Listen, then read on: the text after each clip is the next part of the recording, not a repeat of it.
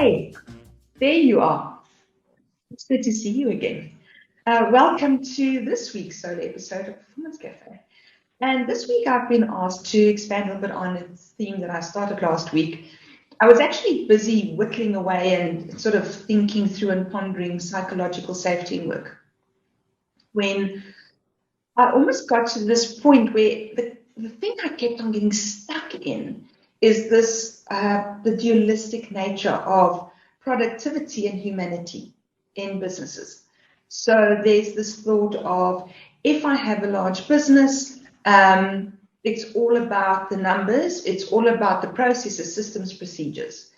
It's not that much about the people that work in the business.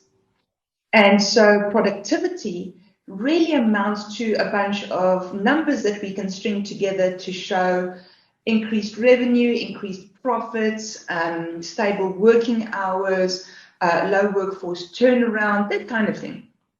It really is, we sort of reduced everything down to an Excel spreadsheet.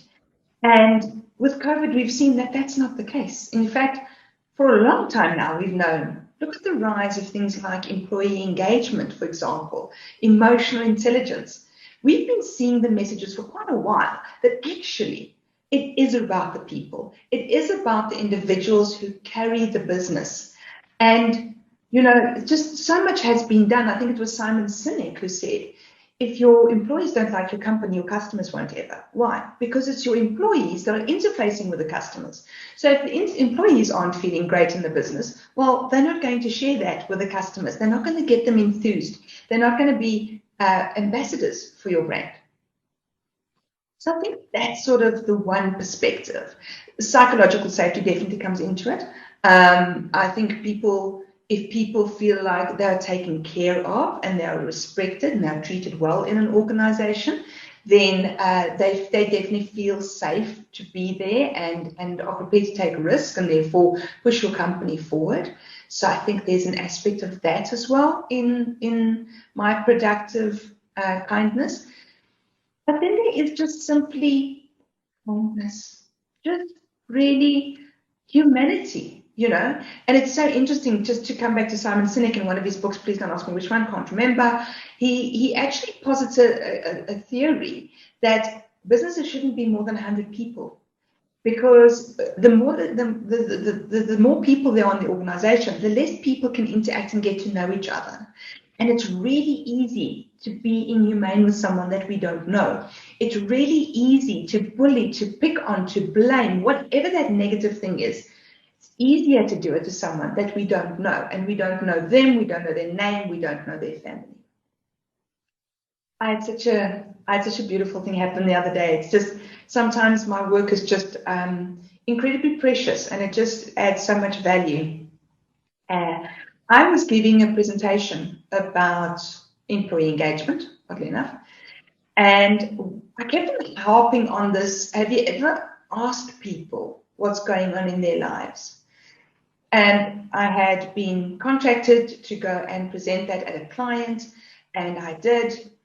And a couple of weeks later, the story came back to me that one of the executives in the room had been having trouble with an employee and was sort of starting to run out of maybe like runway with what can we do with this person.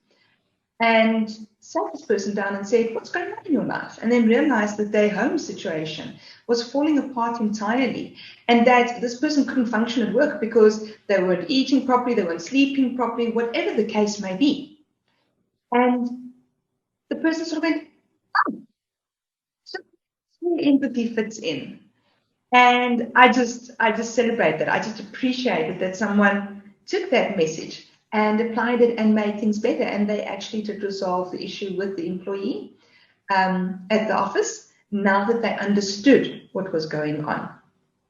And what's really cool is we then see that we don't have to defend ourselves against other people because people aren't being rude to us. They just have life circumstances that just put them in a particular spot at a particular time. So for me, it is really about that empathy. It's about understanding that when I'm having a coaching, a performance conversation, when I'm having a briefing meeting, when I'm having a project catch-up session, that there are humans in the room and that humans tend to live messy lives. I love it when change management says it always gets a bit messy in the middle. I sometimes think that lives are just messy all over the show. And we understand the messiness and we make room for messiness. And yes, that's why I call it productive kindness. It doesn't mean that the work doesn't need to get done. It just means that we find different ways of doing it, more humane ways of doing it. We provide support. We use our community. We mentor, we guide, we coach. And we get the productivity there. We've seen during lockdown that actually at a stage, despite everything that happened, productivity went up. So I think we can really take a leaf from that and get that going just every single day, because all people have messy lives. And so I hope this was illuminating. I hope that you better understand what I mean when I say productive kindness. And I hope that it's starting to trigger something with you. And please, if it is, pop it in the comments, ask questions, challenge me. I'd love to give this some proper thought and have you join me on the journey.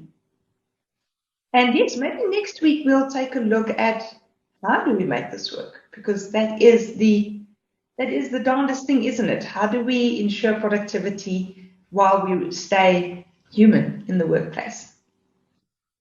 As always, it's been lovely to spend these couple of minutes with you and share a cup of coffee. If you have found us on YouTube, if you're on the YouTube page underneath the video, I think the bottom there somewhere, there we go. My left and my right always get confused. At the bottom there is the subscribe link. Please hit it and also hit the notification button. And then every week on a Wednesday and a Friday when we bring out new videos, you'll be notified of it. Then if you're finding us on LinkedIn or on Facebook, please comment, share, and yes, get the word out there. Maybe, who knows, there might be a little business that might need this information as well. But anyway, until Friday, when I share a new interview with you, I hope you have a great day and we'll chat soon.